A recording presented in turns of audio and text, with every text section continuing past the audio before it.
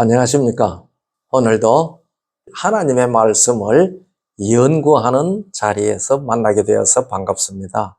우리가 지난 시간에 이사야 28장에 있는 말씀으로 여기서도 조금 저기서도 조금 그렇게 해서 성경에 게시된 하나님의 뜻을 바르게 깨달을 수 있다 하는 얘기를 했거든요. 그런데 이사야 34장 16절에는 이런 말씀이 있습니다. 여기 보면은요, 너희는 여호와의 책을 자세히 읽어보라. 이것들이 하나도 빠진 것이 없고 하나도 그 짝이 없는 것이 없으리니 이는 여호와의 입이 이를 명하셨고 그의 신이 이것들을 모으셨음이라. 그렇게 얘기를 했습니다.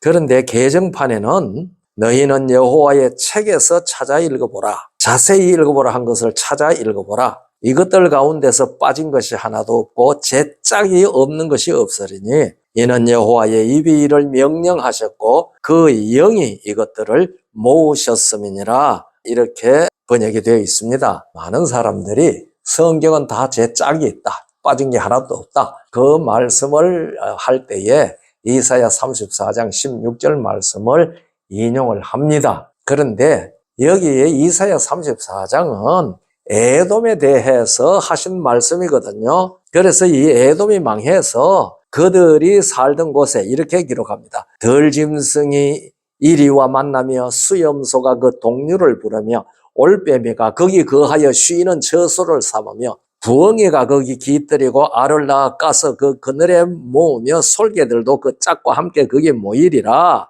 그리고 16절에 너희는 여호와의 책을 자세히 읽어보라. 이것들이 하나도 빠진 것이 없고 하나도 그 짝이 없는 것이 없으리니 이는 여호와의 입이 이를 명하셨고 그의 신이 이것들을 모으셨음이라. 이렇게 기록을 했고요. 17절도 마지막 절인데요. 여호와께서 그것들을 위하여 제비를 뽑으시며 친수로 줄을 띄어 그 땅을 그것들에게 나누어 주셨으니 그것들이 영영히 차지하며 대대로 거기 거하리라. 이렇게 되어 있습니다. 그래서 여기 짝이 없다는 것은 하나님이 창조하신 동물들이 다 짝이 있다는 말이지 하나님의 말씀 성경책의 구절들이 다 짝이 있다는 뜻이 아니라고 그렇게 이제 해석을 합니다. 그래서 요즘 번역, 새 번역을 비롯해서 요즘 나오는 번역들은 다 이것을 짐승들 혹은 동물들 이렇게 그것들이라고 한 16절에 이것들이라고 하는 것을 이 동물들이 이 짐승들이 이렇게 다 번역을 했습니다. 그래가지고요, 이 새 번역을 할 때에 이것 때문에 번역자하고 읽는 자가 엄청 토론한 것을 제가 읽었거든요. 그런데 참 제가 읽으면서 부질없는 일이라고 느꼈습니다. 왜냐하면은,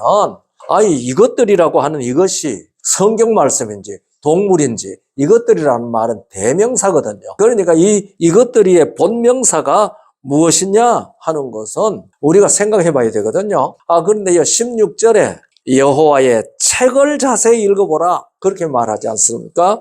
그러니까 여호와의 책을 자세히 읽어보니 개정판에는 책에서 찾아 읽어보라. 책에서 자세히 찾아 읽어보니 책에 기록된 것들 가운데 책에 있는 것들 가운데 빠진 것이 하나도 없고 제 짝이 없는 것이 하나도 없다는 말이지 않습니까? 그러니까 여기에 빠진 것이 없고 제 짝이 없는 것이 하나도 없다는 이것을 알기 전에 읽어보라고 하는 책이 무엇인지 그것을 먼저 규정을 해야 합니다. 그 책이 에돔을 뜻하는 것인가? 무언가 그 말이죠. 그런데 여기에 이 책이라고 하는 말은 책을 문서를 얘기하는 말이거든요. 히브리 말도 그 세페르라는 말인데요. 문서를 얘기하는 말입니다. 그러니 이 책을 문서라고 얘기할 때에 그 문서가 무엇이냐, 그 책이 무엇이냐, 그것을 정의한 다음에 이것들이 짝이 없는 것이 무엇인지 이걸 찾아야 되거든요.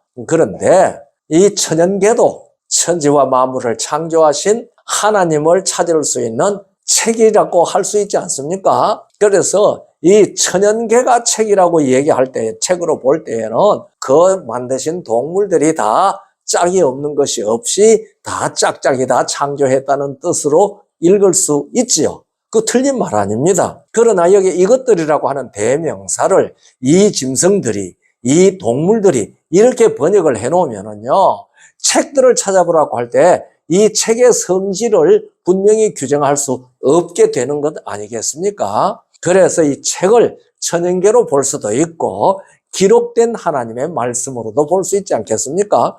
이 천연계도 하나님께서 하나님을 발견할 수 있도록 창조해 놓으신 여호와 창조주 하나님의 책이라고 하는 것은 뭐 인정할 수밖에 없죠. 그렇습니다. 그러나 계시를 기록한 책도 하나님의 책입니다. 그러니 천연계에도 다 짝들이 있는 것처럼 계시를 기록하신 하나님의 말씀 속에도 하나님께서 해석하시는 해석의 짝들이 있을 수 있다. 그래서 여기서도 조금 저기서도 조금 그 짝을 찾아서 말씀을 올바르게 혼잡하지 않고 기록한 말씀 밖으로 넘어가지 않고 깨달을 수 있는 그러한 자리에 나아갈 수 있다. 저는 그렇게 믿습니다. 저는 이 시간에 제가 믿는 것을 말씀드리거든요.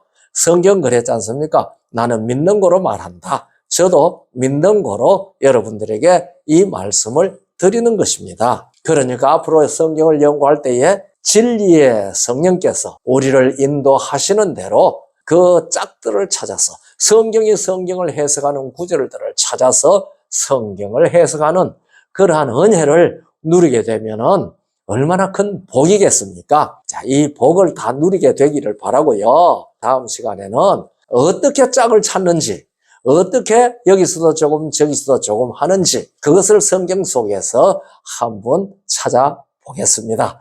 감사합니다.